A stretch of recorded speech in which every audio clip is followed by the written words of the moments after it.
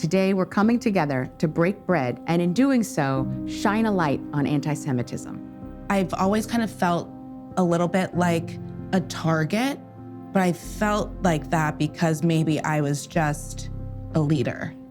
I was told I'm not Jewish enough, that I can't really be a real Jew, that I can't possibly be a rabbi. It's a sick society that allows that, and it's a sign of a society that needs a lot of help and work. I'm so glad that we're talking about this, unlocking it in a way that we hadn't, and unpacking it in a way. I'm Angela Warnick-Bookdahl. I'm the senior rabbi of Central Synagogue in Midtown Manhattan. As a person who has experienced sexism, anti-Asian hate, and anti-Semitism, they all hurt in different ways. It is a really important time for us not to get more tribal and more contained, but to actually reach out and break bread. I'm so grateful to be with all of you and to break bread. Some of us know each other from before, and some of us are just meeting for the first time. I love that we have a really diverse table here. So I'm curious because, you know, as they say, 2 Jews, 3 opinions. We've got 3 Jews and a friend. So I wonder, what does it mean to be Jewish? Hannah, what do you think of when you think of what it means to be a Jew? Being Jewish is, as we know, not just a religion. That's always really resonated with me, being a Jew of color. It's also a lot of love. It's a lot of acceptance. It's a lot of resilience. What about you, Ilan? How could I follow that? It was perfect. It's so nice to be a part of this heritage and culture and tradition. Like, tradition is everything. I want to be Jewish. We'll take you. I've seen a resurgence of anti-Semitism in the last 5-10 years, and I think it morphs and changes and is quite resilient. But it is a hatred, a misunderstanding, a bigotry against Jews. Sometimes it can be religious, like the trope that Jews killed Christ. It can be economic, that Jews are greedy. People understand anti-Semitism when it comes across as we hate Jews or we want to kill Jews. I think that people don't understand that some anti-Semitism almost looks as if it is admiration. Look at how powerful the Jews are. Look at how they control the media. Look at how wealthy or successful they've been. Those are also actually very dangerous tropes and can turn on a dime from a kind of grudging admiration to a hate. My son, 16 years old, literally out of nowhere just said, "Oh, now I see how the Holocaust happened." And I'm like, whoa, because he feels that he's hated by everyone, just scrolling through social media. I see social media as the Tower of Babel. We've had warnings. That was the story back in the Genesis.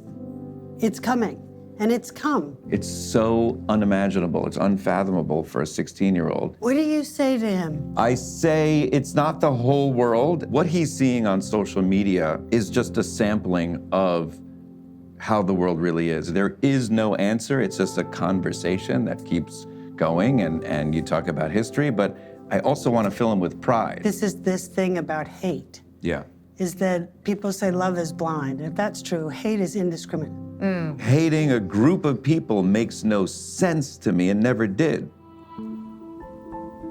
Anti-Semitism is not just a Jewish problem because hate is contagious. Everyone should be fighting anti-Semitism, just as I actually believe that all of us have to be in the fight against racism, Islamophobia, and other bigotries. When we see anti-Semitism grow in places, it is almost always just the canary in the coal mine for greater polarization and hatred of lots of groups that are different. When hatred of Jews rises, inevitably, hate rises everywhere.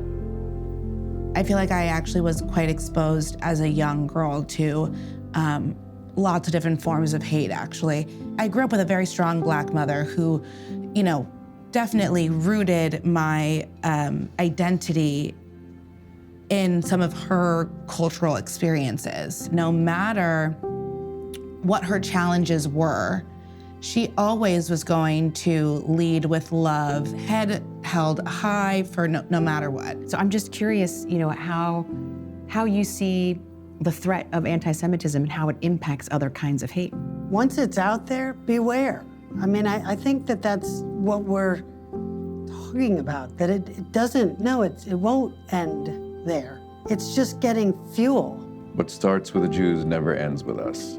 So if you think you're safe, oh, they just hate Jews. No, if you don't defend and protect and stand up for us, you'll be next. More of us need to respond. More of us who are not Jewish, who are not Black. I mean, I think every movement, women have asked men, you've got to stand up for us. That's the only thing that's missing. And it's an odd idea that Jews, and I hear this from my friends, that they feel that it's on them to manage this hate. It's actually on us. There's more of us. It says one time in the Torah, love your neighbor, but it says 36 times, love the stranger. We have to actually get back to the basics, break bread with each other, share a meal, look each other in the eye, and talk to each other. There's a joke that every Jewish holiday is, they tried to kill us, we survived, let's eat. That let's eat part is actually very important, that we actually sanctify and celebrate our resilience and our survival with food.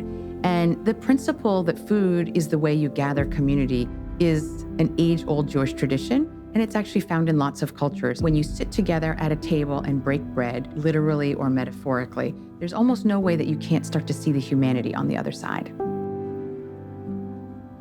How do we even start? How do we invite our viewers to start that conversation? Take the hate out of the conversation. For example, if you're in a disagreement, it could be the earth is flat, the earth is round. When you're talking to a flat earther who is insisting the earth is flat, I don't have to hate you. I just think, okay, you're dead wrong, and that's fine. And you don't have to hate me for believing the earth is round. So take that with any conversation and just remove the hate. Why do we hate each other? Because we have different viewpoints and opinions. This is that thing about breaking bread. If we can sit down and someone can ask these questions, there's plenty of time. I mean, it's bread every day. Every day we can do this. We can do this at school. We can do this with our families. Do it with people you don't know. I think it's going to take a little bit of vulnerability and a little bit of risk for all of us. And then we have to just be kind and compassionate to each other and not just jump on each other and take out the hate. Be an upstander, not a bystander, when you see anti-Semitism or hate that is spewed in your circle, on social media, anywhere else that you see it.